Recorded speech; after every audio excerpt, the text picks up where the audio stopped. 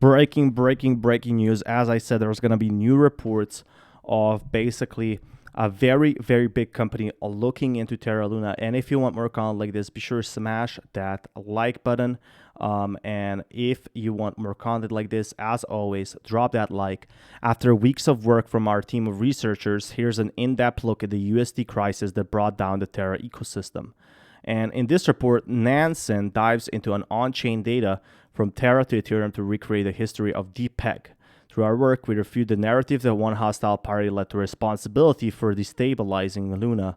And they're basically saying that several big wallets basically did this to Luna. This is like a big research company. And I mean, this has been circling out around a lot. And for crypto being pretty early, it's pretty crazy how much research has been done. So if you want more content like this, smash that like button. But we follow the trail of 7 in our report, which means 7 wallets. These 7 big wallets are the ones that sold that crashed the USD to zero, that withdrawn from Anchor, and which switched their Terra to Ethereum May 8th morning. So we did this in all span of 3 days, these 7 big wallets. Follow the trail of 7 in a report from Anchor USD outflows to Ethereum via the wormhole bridge, to USD stablecoin swaps on Curve, to arbitrage on centralized exchanges. So they did do a long research. And if you want more content like this, be sure to smash that like button. I'll keep you guys updated with more news. While many of these wallets were likely acting independently, collectively, arbitrage influenced a liquidity imbalance that ultimately led to USD, Luna, and that spiral. So these people were altogether probably not correct. They weren't doing this all together. But what you have to know is their Terra Luna basically did a research, and they found 2 major takeaways following Terra's USD algorithmic stablecoin collapse. Nobody expected it, but it did happen. As dust settles on cataclysmic collapse of the Terra ecosystem, an on-chain deep dive carried out by blockchain analytics firm Nansen highlights 2 major takeaways.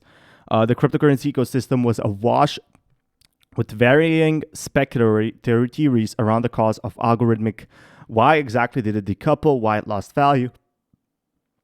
Nansen undertook an investigation to reveal the truth of what actually happened behind the scenes.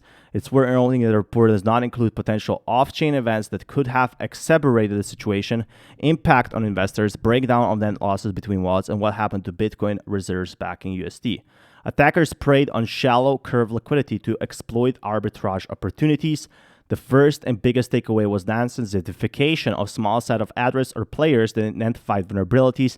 And these, basically USD was vulnerable is what we're trying to say. USD, yes, it did have errors, and a lot of people knew about this.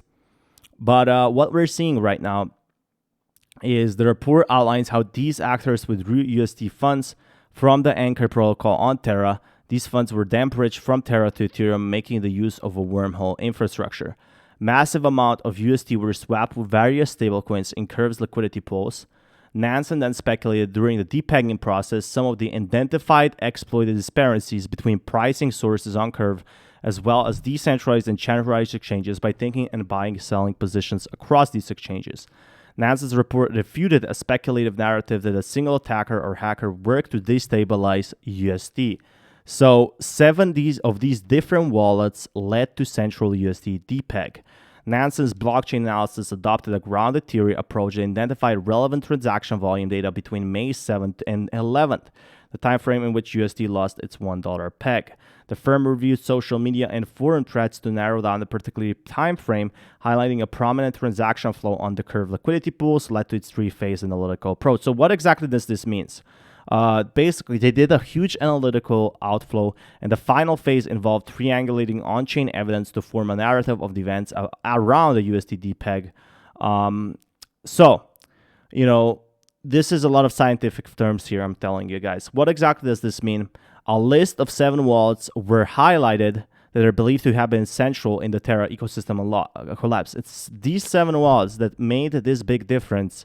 The Nansen report provides some interesting insights driven by blockchain analytics. The core why they did it, why did they crash Terra, remains a mystery, with the firm opting not to speculate on the potential objectives or motivations behind the 7 addresses. They didn't say why these 7 wallets did it, but they shown that it is actually how USD went to zero, and it's because of these 7 wallets. So this opens up a lot for Terra, and it's pretty crazy what is going on right now.